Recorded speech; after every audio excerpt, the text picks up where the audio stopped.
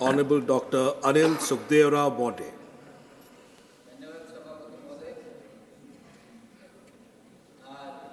भारत के प्रधानमंत्री नरेंद्र जी मोदी इन्होंने जो एक अच्छा काम किया है, इसमें महत्वपूर्ण है कि जो गुलामी की मानसिकता थी, वो पूरी गुलामी की मानसिकता बदलने का काम किया। यानी वो अमृत पथ रहे, सुभाष चंद्र जी बोस की स्टैचू लगाना रहे, या 1898 में बनाया हुआ इंडियन Microphone, please.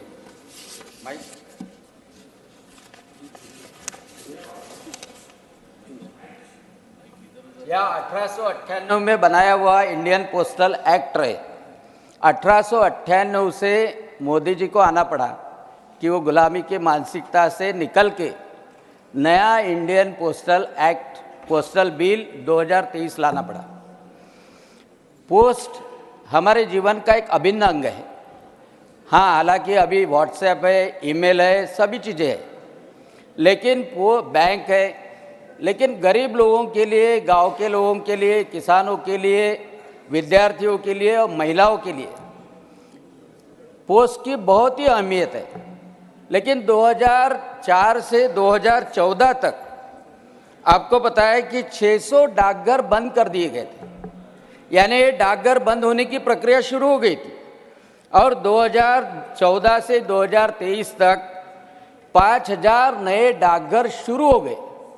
यानी डाकघर को पुनर्जीवन देने का काम माननीय प्रधानमंत्री नरेंद्र जी मोदी के माध्यम से हुआ है। और इस वित्तीय वर्ष में हमारे काबिल मंत्री जी अश्विनी जी वैष्णव, इनके माध्यम से 5746 और डाकघर खोले जा रहे हैं। अब 5746 और पहले बने हुए 5000, यानी इतने डाकघरों में गरीबों के लड़कों को, लड़कियों को, उनको नौकरी मिली है, रोजगार मिला है। ये सबसे महत्वपूर्ण बात है। सिर्फ डाकघर का काम चिट्ठियां पहुंचाना, पार्सल पहुंचाना इतना नहीं है, तो 100 सुविधाएं उसमें ऐड कर दी गई। और सबसे इम्पोर्टेंट तो मैं मानता हूं कि वित्तीय सुविधाएं उसमें ऐड की, वो सबसे महत्वपूर्ण बात है। हमारे प्रधानमंत्री जी यानी महिलाओं के लिए, हमारी मातृशक्ति के लिए, नारी शक्ति के लिए उनको आत्मनिर्भर बनाने की गारंटी है, उनकी आत्म सुरक्षा की गारंटी है, उनका आत्मसम्मान बढ़ाने की गारंटी है। अब इसमें अहम भूमिका जब डाकघर निभाता है तो उसका स्वागत करना चाहिए। बेटी बचाओ बेटी पढ़ाओ अभियान के अंतर्गत प्रधानमंत्री जी ने लाई सुकन्या समृद्धि योजना, या पिछले ही बजट में महिला का सम्मान बचत पत्र, या डाकिये द्वारा खोले गए, घर घर जाकर खोले गए खाते, ये सब महिलाओं को दे रही है फाइनेंशियल सिक्योरिटी।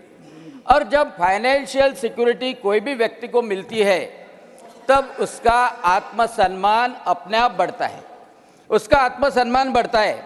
और आज हमारे तीनों राज्यों में भारतीय जनता पक्ष ने जो विजय हासिल की उसमें सबसे बड़ा रोल नारी शक्ति का है। यानी पूरे भारत में पूरी नारी शक्ति का भरोसा सिर्फ और सिर्फ प्रधानमंत्री नरेंद्र जी मोदी के ऊपर है। ये इसलिए है कि हर महिला को, जिसको समझा जाता था वो दबी है, वो है अबला है, उसको सबला बनाने का काम।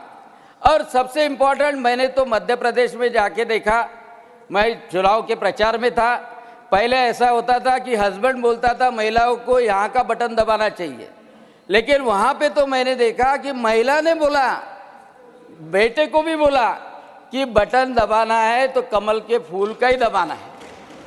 उसके हस्बैंड को भी उसने मजबूर किया कि घर में आना है, खाना खाना है तो कमल का ही बटन दबाना पड़ेगा। तो ये नारी शक्ति की पहल जो हो रही है, ये प्रधानमंत्री नरेंद्र जी मोदी के माध्यम से, फाइनेंशियल सिक्योरिटी के माध्यम से हो रही है। अध्यक्ष महोदय, सभापति महोदय, देखिए एक सबसे इम्पोर्टेंट बात कि आरडी पोस्ट ऑफिस के माध्यम से होता है। आरडी के माध्यम से हर महीने में घर घर जाके वो आरडी की प्रतिनिधि पैसे जमा करती है, 200 रुपये, 500 रुपये, 1000 रुपये, और उसके बाद में वो प्रोविडेंट फंड में पीपीएफ में जमा किया जाता है। और इंडियन पोस्ट पेमेंट बैंक ने 4 वर्षों में 8 करोड़ खाते खोलकर मुनाफा कमाना शुरू कर दिया।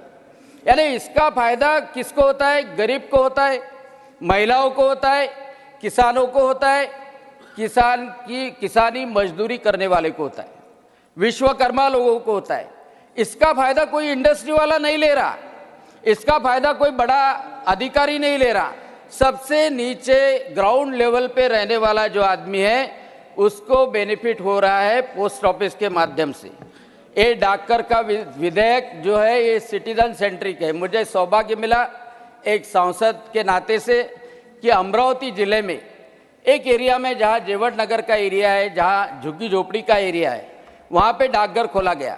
और मैंने देखा कि ये डाकघर मैंने पहले बचपन में भी देखे थे, और डाकघर ऐसा रहता था कि अंधेरे रूम में डाकघर चलता था, वहाँ ठप्पे मारे जाते थे, और डाकघर का नौकरी करने वाला भी दिन रात वही काम करके परेशान होता था।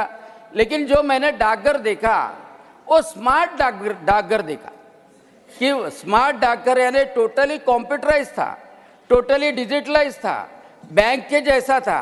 वहाँ बैठने की सुविधा अच्छी थी, वहाँ एयर कंडीशन लगा था, वहाँ की तिजोरी अच्छी थी।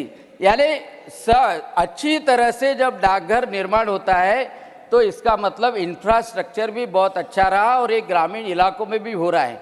मुझे तो आशा है कि इतना बड़ा नेटवर्क हमारे डाकघर का है, और हमारे मंत्री जी और प्रधानमंत्री जी इतने उनकी कल्पना शक्ति भी आगे है कि कल हो न हो अमेज़ॉन जैसा डाकघर के माध्यम से डिलीवरी सिस्टम भी शुरू हो जाए, अमेज़ॉन जैसी डिलीवरी सिस्टम भी शुरू हो जाए और लोगों को डाकघर के माध्यम से हर उनके घर तक कोई भी सामान पहुंचाने की सुविधा भी निर्माण हो सकती है। अब जो दिक्कत है, जो विरोधी पक्ष के सम्माननीय सांसद लोगों ने जो दिक्कत पेश की है कि पार्सल फोड़ा जाएगा, जो किसको डर है कि जो गलत काम करने वाला है, जो देश विरोधी ताकतें हैं, उनको ये डर रहना चाहिए। कुछ डर बहुत अच्छे होते हैं, कुछ डर सरकार का डर निश्चित ही रहना चाहिए। जो दहशतवाद करते हैं, जो दहशतगर्दी करते हैं, आपको पता है कि ब्रुसिलिस नाम की बैक्टीरिया के माध्यम से बीमारी फैलाने का काम भी एनवेलोप के माध्यम से किया गया था, बैसिलस एंथ्रैक्स करके। तो एंथ्रैक्स के बैक्टीरियाज भी पोस्ट के लिफाफे में से भेजने का काम वेस्टर्न कंट्रीज में भी किया गया था। और ईच एंड एवरी जो भी पार्सल रहता है आज के ज़माने में, वो उसका एक्सरे भी होना चाहिए, उसकी स्क्रूटिनी भी होना चाहिए, और सस्पेक्टेड रहा तो उसको खोलना भी चाहिए। और ये इम्पॉर्टेंट पहल है देश की सुरक्षा के लिए, कम्युनिटी की सुरक्षा के लिए। मुझे लगता है कि किसी की प्राइवेसी उसमें कुछ डिस्टर्ब होने की संभावना नहीं है। उसको ही डर लगेगा कि जो गलत काम, देश के विरोधी काम कर रहा है, उसको ही गलत लग सकता है। इसलिए मुझे लगता है कि ये महत्वपूर्ण बिल, जो रिवोल्यूशनरी बोल सकते हैं हम, पोस्टल एरिया के और पोस्टल डिपार्टमेंट के पूरे लाइफ में, जो 1898 के बाद में पहली बार आया है, उसका मैं स्वागत करता हूं। माननीय प्रधानमंत्री नरेंद्र जी मोदी तथा मंत्री जी अश्विनी वैष्णव, इन्होंने लाए हुए बिल के लिए सभी ने समर्थन करना चाहिए, ऐसी विनती भी करता हूं। धन्यवाद। जय हिंद।